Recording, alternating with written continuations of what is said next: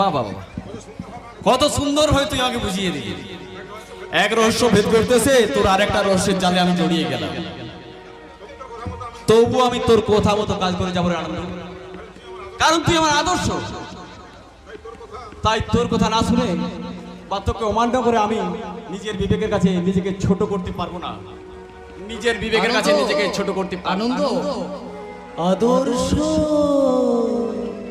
বিবেক মনুষ্যত্ব নাই নাই, এই ঘুম ধরা সমাজে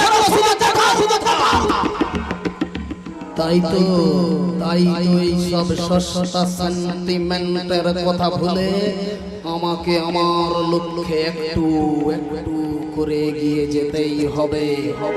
আমি পরশুরামের কোঠার নিষ্ক্রিয় করিব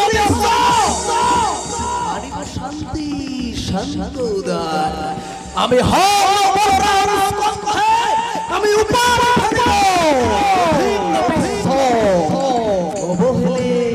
সৃষ্টির মহান হবে।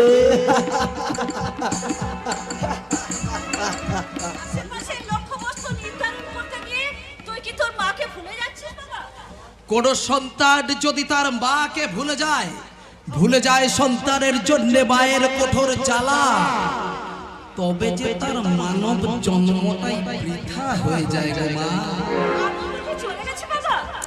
হ্যাঁ মা, চলে গেছে।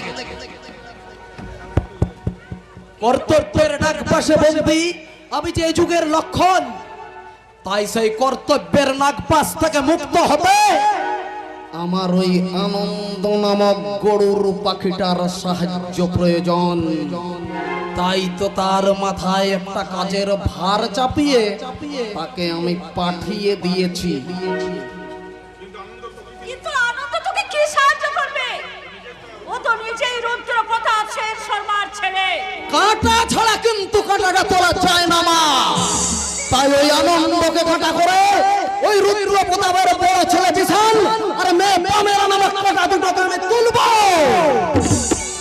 তারপর ডাল পালাবিহীন ওই রুদ্র প্রতাপের মূল আমি উপড়ে দেবই দেব।